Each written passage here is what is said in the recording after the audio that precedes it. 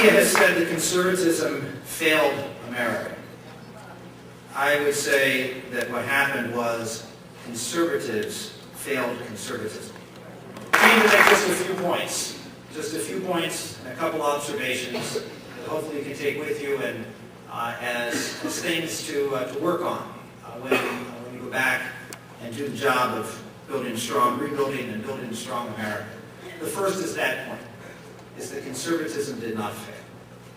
If you look at what happened here in Washington, D.C. over the past more than a decade now that conservatives have been in charge of Congress and at times the presidency, conservatism, when implemented properly, did not fail. But what happened was that we lost our way. And I would say that there are three reasons why we failed. Number one, we were unethical. I was a member of the Gang of Seven back in 1992 and 91 and 92. The Gang of Seven was the folks that blew the whistle. I'm John Boehner of the House Post Office and banking scandal. We were very, very proud of that. And you know, everybody looks at the 1994 election and the revolution and the contract with America and they forget.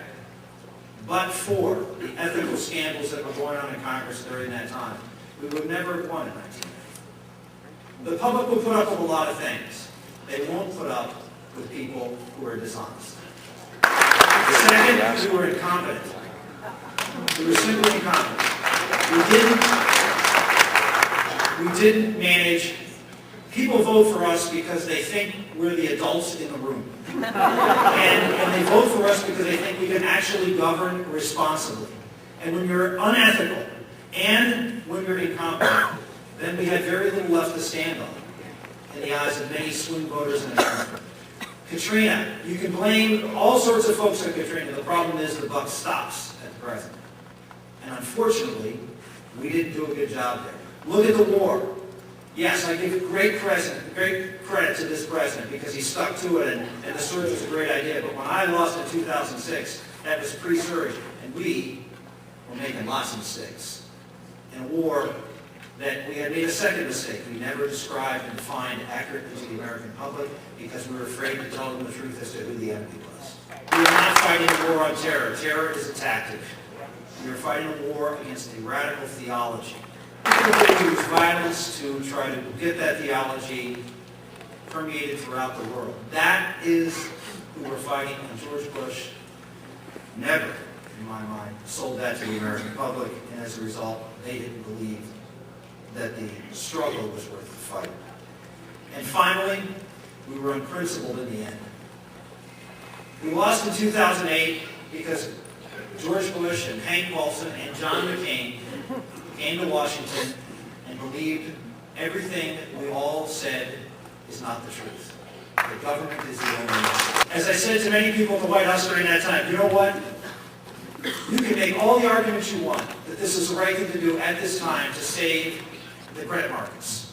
You can make all the arguments you want that this is necessary to avoid an economic collapse. Make the arguments. It's still the wrong thing to do. It's the wrong thing to do because it opened up a door that the next president is driving a bulldozer through. Even if it hurt America economically, the long-term consequences of a Republican taking over sections of the economy is more devastating than any economic calamity that could have befallen us in that fall. That's the reality. Yep. And so in the end, conservatives let down America, not conservatism. Now we're in the midst, as you've heard over and over again, of socialism, European socialism being visited on the United States of America.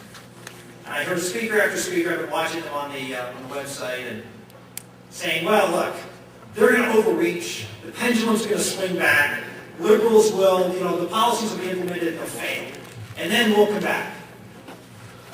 Hoping your opponent screws up is not a strategy for victory. And let's not be so sure that Barack Obama, as many screws up as he's made already, think of the laundry list of things he's done, that his appointments, the stimulus or porculus package, that is an absolute disaster. Look at the Wall Street bailout, the financial bailout that Geithner couldn't put two words together in. The budget is now trillions of dollars in deficits. All of these things that you know the Americans are sitting back saying, what is going on? And yet his popularity is as high as any president in this America. They complained about Ronald Reagan on the left that he was a Teflon president. We may have our version of Teflon on the other side. Don't count on them to make our case. We need to make it. Well, I'd say the first thing we have to do is, and this is my observation number 2, is don't mess with success. The Conservative Party is the party that understands that you keep what is good about America. You fight for it and you protect it. And then you make changes on the margins to adapt to the changing situations in the world today. That's what conservatism is all about. It's an understanding that truth doesn't change, that the goodness of America is right and just and should be protected. And yet we have, after this election, everybody shooting at everybody else within the conservative party. Oh, we have the economic conservatives that say, if it wasn't for these neocons, we would have been okay. Or if it wasn't for these pro-lifers over here, we could win states like X, Y, and Z and all of these. No, that is not a recipe for success. That is a recipe for disaster.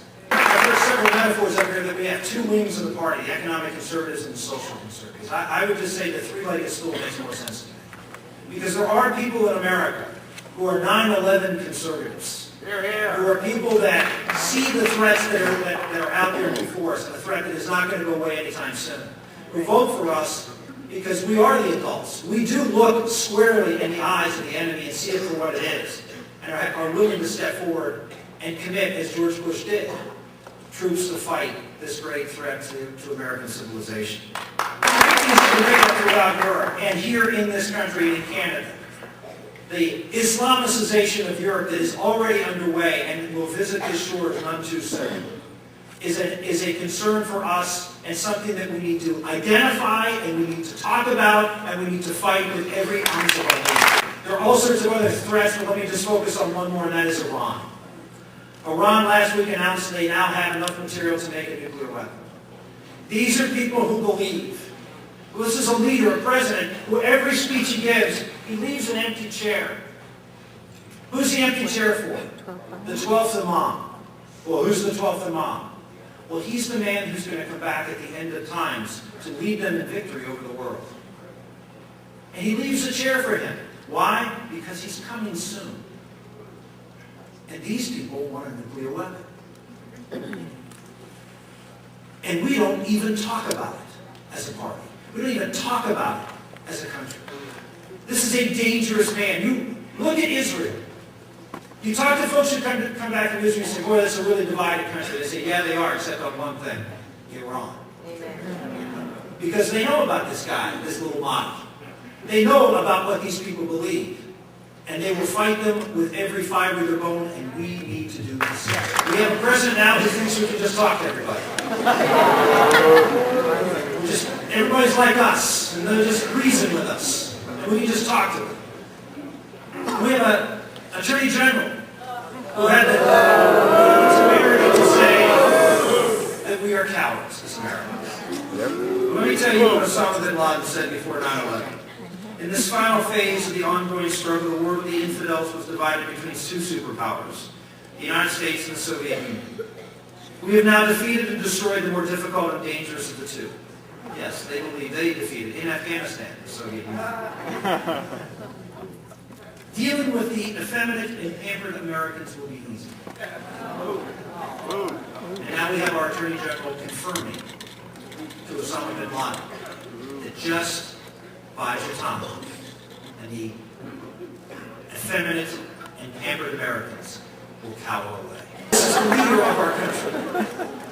This is what's going to make us safe and secure. This is the most dangerous time in our history, and we have someone who is in the minor leagues leading our country.